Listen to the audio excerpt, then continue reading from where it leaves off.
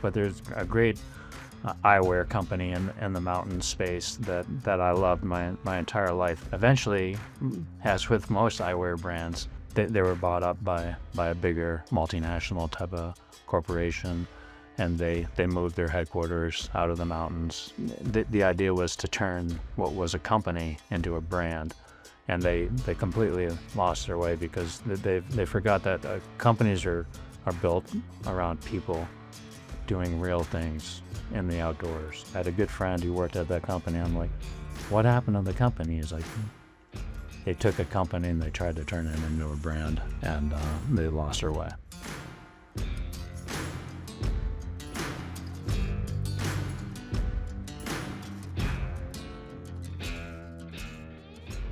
Welcome to the Backcountry Marketing Podcast. Today, I'm sitting down with Marc Peruzzi. He is the creative director at Cash 7. Marc, welcome to the show. Thanks for having me. Nice to see you, Cole. Yeah, it's good to see you. This is the first episode that we're recording in 2026, kicking off. Well, season 7 has already been kicked off by the time this episode has come out, but here we are sitting down at the beginning of January, and we're jumping back into another year of episodes. So thanks for kicking us off. Yeah, thanks for having me on so early in the year. Well, we've got a fun conversation lined up for today. I feel like I say that in every episode because I guess that's the goal of the podcast. But we're going to be talking about the difference between a brand and a company. We're going to be talking about influencer marketing and why it might or might not work very well in the outdoor industry. And then wait for this buzzword, authenticity. We're going to come back to this word again, I think, a few times in this episode. Marc, if you could give us a quick introduction on your background, that would be awesome.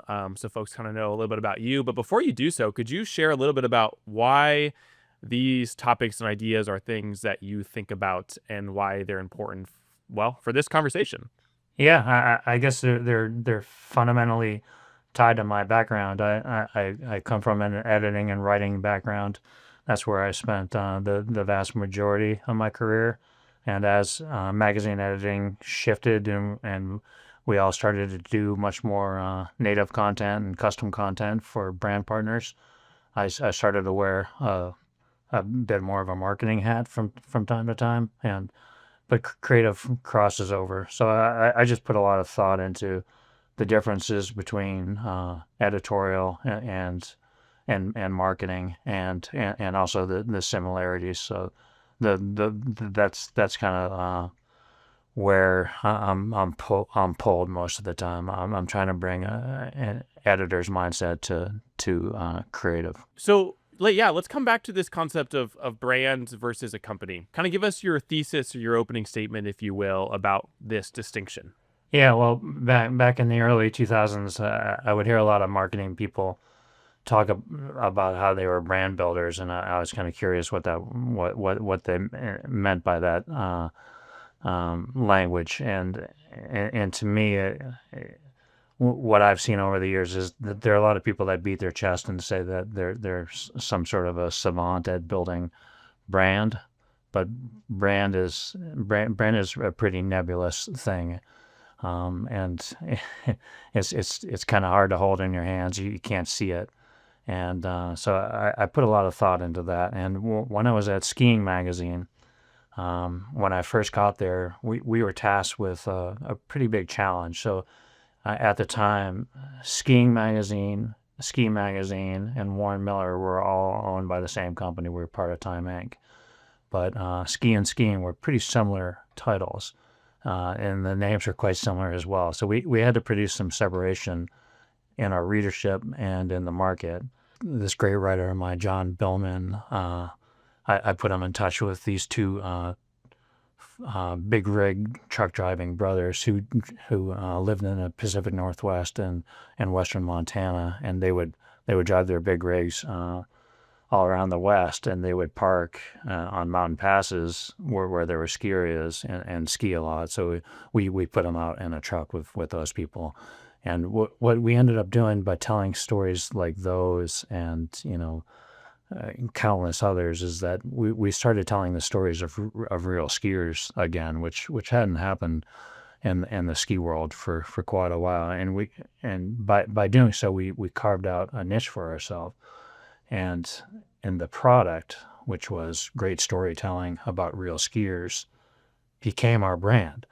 And so storytelling to me is has forever been completely intertwined with brand.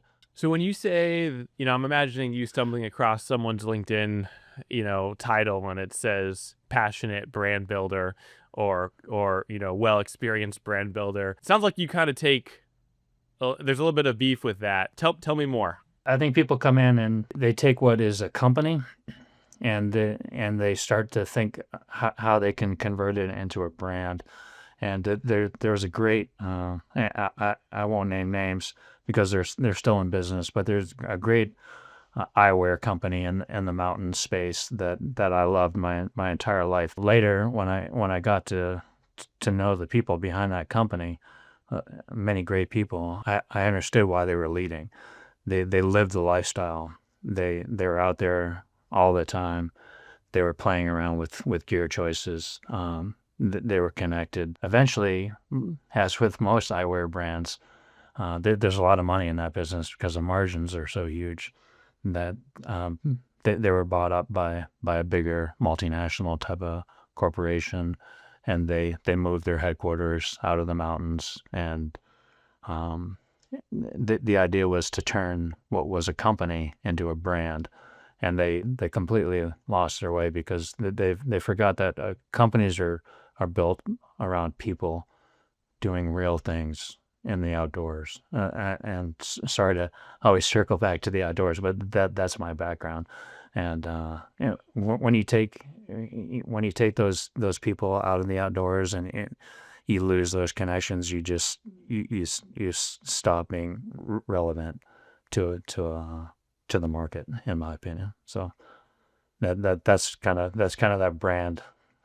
The brand builder thing has always left a bad taste in my mouth because I had a good friend who worked at that company. I'm like, what happened to the company? He's like, they took a company and they tried to turn it into a brand, and they lost their way. All right. So I feel like there's a lot we can dig into here. Let's start with, I guess, just defining some terms.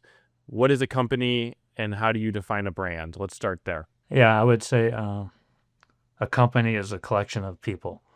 And I wouldn't go too much deeper than that with a shared mission and a passion.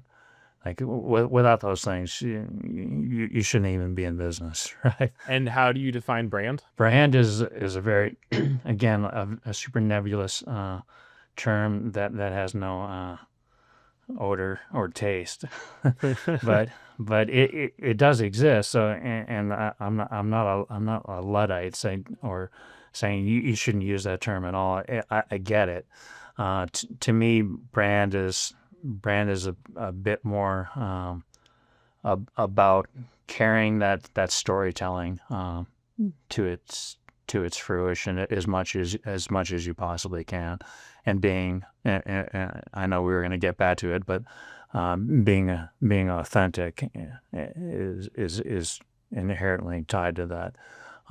As soon as you start chasing some image of what you think the company should be, and if you're misguided on that, then you end up just kind of lost in the marketplace.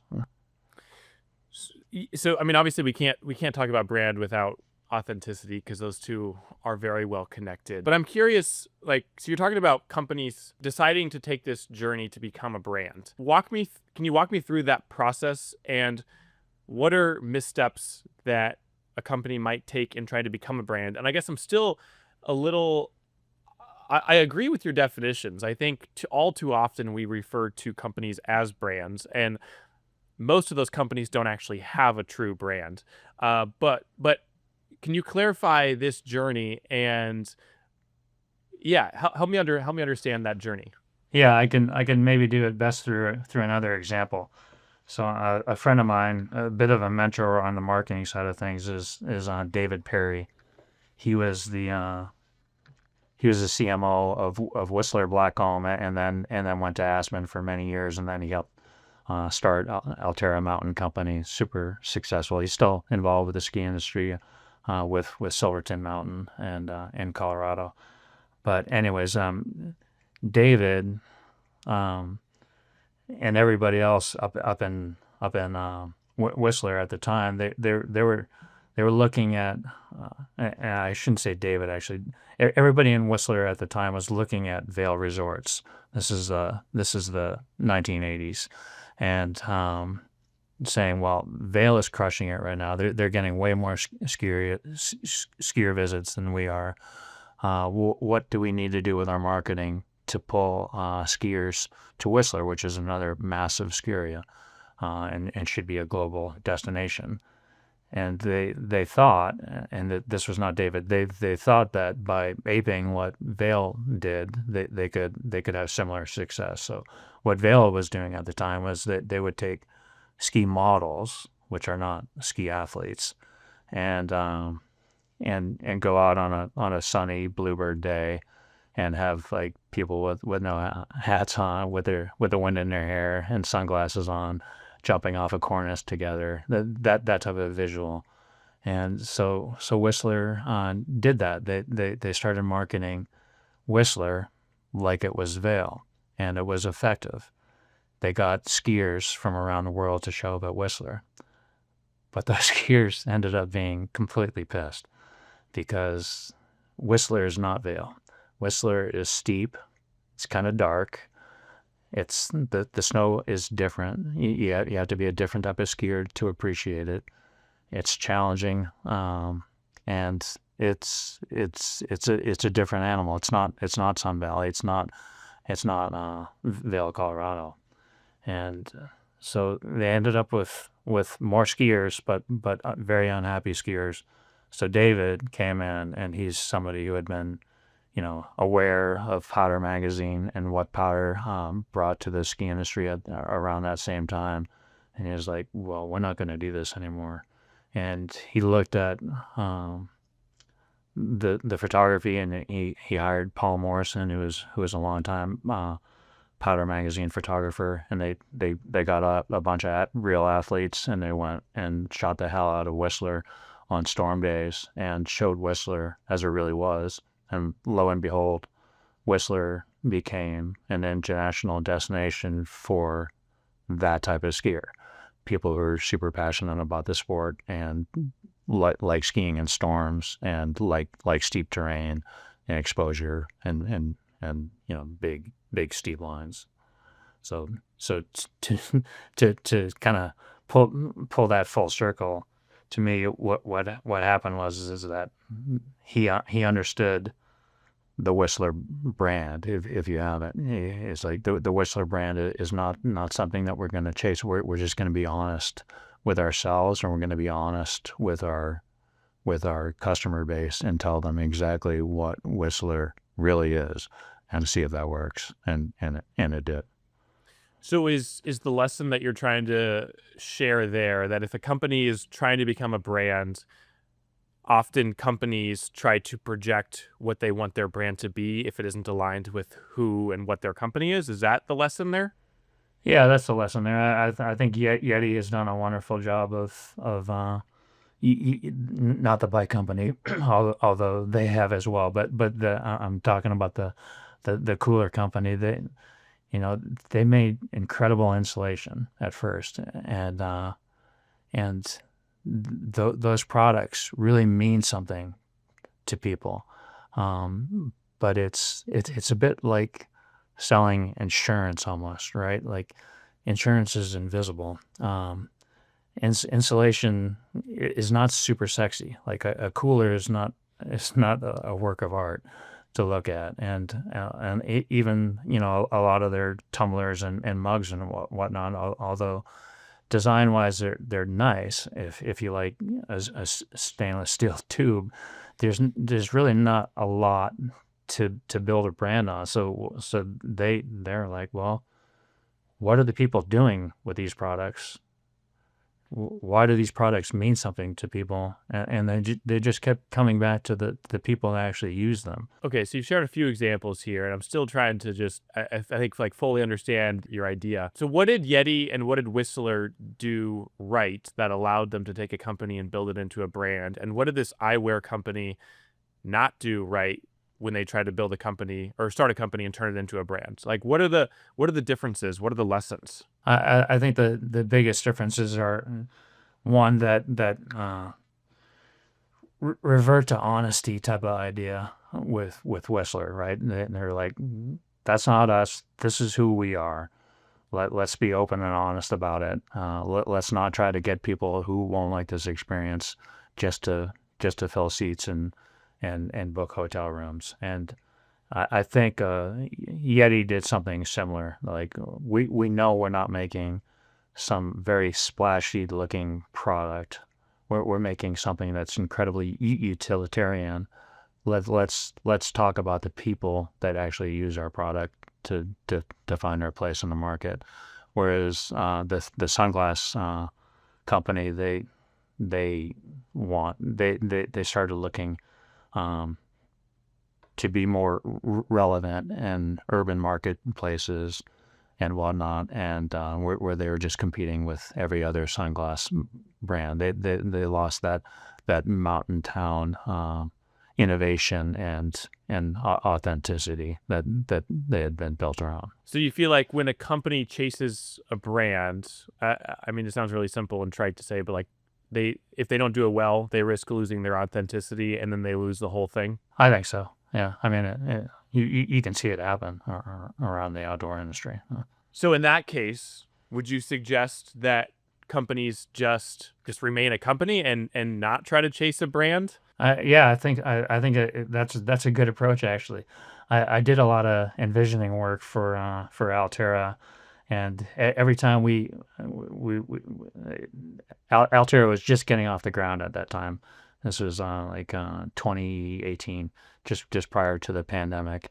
So this kind of mega resort company had just made all these connections. They bought resorts, they put them all under one pass, and we're just getting off the ground with that. So we went from Skiria to Skiria, and to see what was working and what wasn't working. And it was the board of directors, a bunch of people from the local market who really had ties to that ski area, plus everybody, all the executives that worked at the ski area.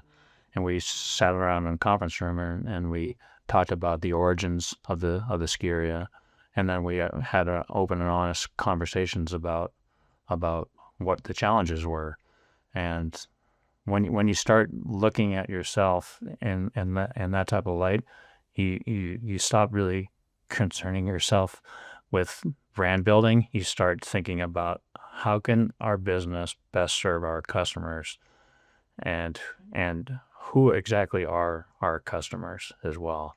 So when you get to that level of insight or comfort with who your customer base is, then just like that Whistler example, you don't have to like try so hard. You end up just understanding who you are as a business, who your customers are, and then the brand just follows from that. All those skiers are incredibly diverse. They had their own characters from the original founders. They had their own vibes, and if you try to turn Palisades, formerly Squaw Valley, into an incredibly family-friendly resort, you're trying to force the issue. It's a steep mountain, but on the other hand, if you're trying to turn Steamboat into something like for aggressive, steep skiers, you're also missing the point. That is the family resort in the group. So let the mountains be themselves. Let the companies be themselves, and you tend to find the right path. I see. So it sounds like your rub is less with companies becoming brands, but trying to force something that doesn't feel right or doesn't fit who they really are. Yeah, and that's my beef with the whole brand builder type of ethos that you see on a lot on LinkedIn, and it's been going on for years. Is that I can come in, I can tell you what this company is, or turn it into a brand when they don't have they often don't have the background they're kind of forgetting the marketplace as well. Where that company lives in the market is incredibly valuable. Like, I see.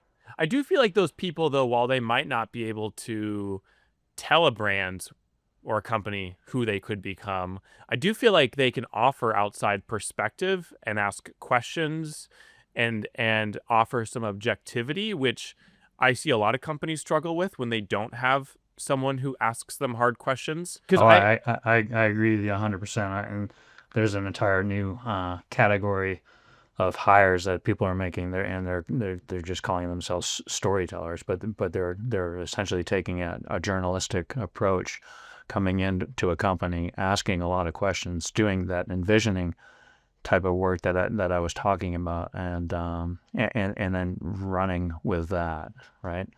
Meaning like, oh, I'm not coming in telling you what to do. I'm coming in and asking you 1,000 questions. We're going to think about this, and then we're going to move forward. And yeah, I had the luxury of helping a ski brand recently, Kesley Skis, do exactly that as they're trying to regain their market positioning in the U.S. And we spent a lot of time like talking about who is Kesley as a company, and where did it come from, and probably more importantly, what does it mean to the ski consumer? And I think that the work that we did with Kesley is putting them on really strong footing to become a product first company again, and to just stay on that path, right? Yeah, you can't just keep chasing new categories. So like you have to own your core competencies. something that I guess I see from the content side of things, like when we, when we step in with a client and we're like helping them develop a content plan or a strategy behind say a film campaign, it's next to impossible for us to do a good job if a brand doesn't know who they are, if they don't have a strong point of view. And that's something that I feel like a lot of brands don't have, is a strong point of view and how they show up in the world. Yet we call them brands. And I feel like you can't be a brand if you don't have a strong point of view about the world, or the world that you operate within. I'm curious to hear your thoughts on this. And I feel like this is one of the main reasons why a lot of brands struggle with their content, is because they, say a ski company is out there just making a ski edit like the rest of the other 20 ski companies that exist out there. There's nothing to differentiate that piece of content other than maybe the athlete or the terrain. And I feel like in these days that doesn't cut it. You got to have something else. Yeah, I think they probably are capable of doing it internally for the most part, and I have seen a trend of companies, with magazine journalism being where it is, hiring a lot of former journalists to come on and be that and fill that kind of brand storyteller type of role, and that's not just about putting out social media content. It's about actually like thinking about the company, talking to all the primaries, understanding where the company fits in the broader scheme of things, and then being able to articulate that in written word internally, maybe for the company, but also consumer facing, and for all manner of video that comes out later as well. Like you end up being able to parlay that introspection and thoughtfulness and journalism, for lack of a better word, that type of approach, and into figuring out, okay, this is who we are, that these are the stories that we need to tell, and then again the brand can follow. But yeah, no, I agree with you. I see a lot of companies that they can't earn that true brand type of moniker, because they keep chasing different things, and they don't really know who they are or where they are in the marketplace. Well, and I feel like this is like one of the best ways to tell a litmus test for your brand is like, I always, so there's a lot of definitions for brand. The one that I always come back to is it's how your audience or your customers talk about you. It's how they describe you. And I feel like that's such a great way to determine are we consistently, in our audience's eyes, are we consistently, are they saying the same thing about us? And I think if they are, then you're on the right track. You're building a brand. The next question then is, are they saying the right things that we hope they're saying about us? Because that can go different ways too. Yeah, no, I agree with what you're saying 100%. And yeah, I think it's kind of hard to be a mind reader and know exactly what your customer is thinking about you. But if you do that hard work of introspection, being honest with yourself and with the consumer, they tend to sniff it out. And I think that type of storytelling actually starts to resonate pretty quickly with your customer base, because it's just like anything. When somebody's trying to sell you something, the easy answer is always no. But when somebody's telling you a story about who they are as a company, or who the people that use their products are, it's just like any good essay or story. It ends up making an emotional connection or logical connection with the end user, and that's essentially how you build trust with your community. Yeah, so this kind of dovetails nicely into the second part of our conversation I wanted to talk about influencers. And I mean, yeah, basically what you're doing with Cash 7. Tell me more about why influencers don't work in the outdoor industry. Yeah, I had always suspected that was the case, but I had no real hard numbers on it. I did help start a ski company a number of years ago, and our marketing person was like, "Well, we're going to need some influencers," and I was a little bit hesitant, and some of our pro athletes were also hesitant to go down that path, and it didn't seem like it worked for us. The influencers were not tended not to be the greatest skiers in the world. Not that that's everything, but they didn't command a ton of respect from the customer base that was interested in our product.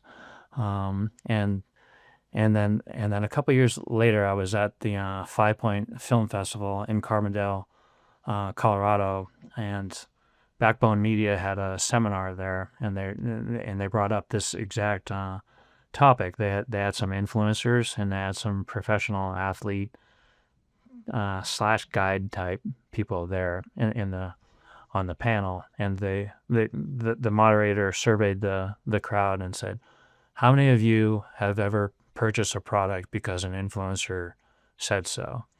And out of around 100 people, maybe three people in the room raised their hands.